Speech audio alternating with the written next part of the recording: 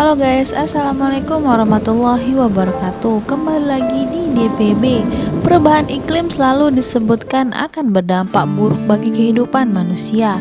Salah satunya seperti yang terjadi di India, di mana perubahan iklim menyebabkan terjadinya cuaca ekstrim berupa serangan petir yang mematikan. Bahkan nih guys, akibat serangan petir ini sekitar 147 orang tewas dalam waktu 10 hari. Dilansir dari Science Alert Senin 6 Juni 2020, bahkan pada hari Sabtu terakhir kemarin ada sekitar 25 orang yang meninggal dunia dalam sehari. Dikatakan pula pihak berwenang negara India mencatat sejak akhir Maret lalu orang yang meninggal dunia akibat serangan petir sekitar mencapai 215 orang dari berbagai kalangan seperti petani, buruh, dan peternak sapi. Ahli agrometeorologi Bihar Abdus Sattar mengatakan petir dan guntur itu terjadi akibat ketidakstabilan skala besar di atmosfer. Nah, ketidakstabilan itu dipicu oleh kenaikan suhu dan kelembapan yang berlebihan yang terjadi. Oleh sebab itu, Departemen Meteorologi India telah memperingatkan kepada masyarakat agar terus waspada. Selain itu, penyebab terjadinya petir juga adalah kenaikan suhu akibat perubahan iklim adalah penyebab utama di balik meningkatnya serangan kilat.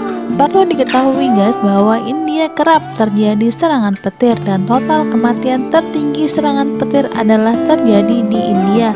Nah, mengapa demikian? Oke guys, sebelum kita lanjut membahas tentang serangan petir, baiknya kita intro dulu ya. Lama nih hujan elah, neduh dulu Iya, awet ini hujannya.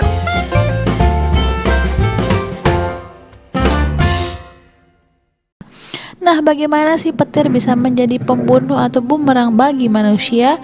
Bagaimana sudut pandangnya dalam Islam? Yuk mari kita bahas. Petir atau kilat bukan sekedar fenomena alam yang terjadi di kala hujan. Dalam sudut pandang syariat, petir berkaitan dengan keimanan kepada malaikat.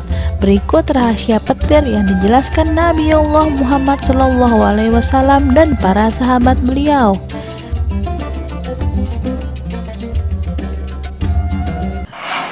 Rasulullah bersabda, Ar-Ra'du adalah malaikat yang diberi tugas mengurus awan dan bersamanya cambuk atau pengoyak dari api yang memindahkan awan sesuai dengan kehendak Allah. Beliau kemudian ditanya tentang suara yang muncul setelah petir. Nabi menjawab, hardikannya terhadap awan jika ia menghardikannya untuk mengaraknya hingga berhenti di tempat yang diperintahkannya. HR At-Tirmidzi. Penjelasan ulama dari hadis Nabi dan atsar beberapa sahabat di atas perlu penjelasan lebih mengenai makna petir dan kilat atau ar-ra'du dan al-barq. Berikut penjelasan para ulama tentangnya.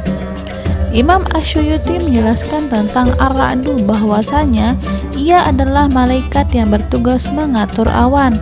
Namun, ada pula pendapat lain bahwasanya itu adalah suara malaikat. Sementara al-barq ialah kilatan petir atau kilatan cahaya dari cambuk malaikat yang mengiringi awan mendung. Syekhul Islam Ibnu Taimiyah juga memaparkan bahwa ar-ra'du merupakan masdar dari ra'ada. Masdar merupakan kata kerja yang dibendakan. Artinya, malaikat menggerakkan awan untuk memindahkannya dari satu tempat ke tempat yang lain. Kita mengimani bahwasanya setiap gerakan di alam ini, baik di bumi maupun di langit, berasal dari malaikat. Demikian pun dengan awan yang membawa hujan, ada malaikat yang ditugaskan untuk menggerakkannya. Dari semua penjelasan di atas dapat disimpulkan bahwasanya terdapat malaikat yang ditugaskan Allah untuk mengiringi awan. Malaikat tersebut membawa cambuk ataupun penggoyak yang digunakan untuk mengiringi awan mendung. Dengannya hujan turun di tempat yang sesuai dengan kehendak Allah. Cambuk tersebut terbuat dari api atau besi, namun tentu kita tak bisa membayangkan bentuknya. Ketika malaikat menghardik awan, suara gemuruh pun terdengar dan cambuknya menimbulkan kilatan cahaya.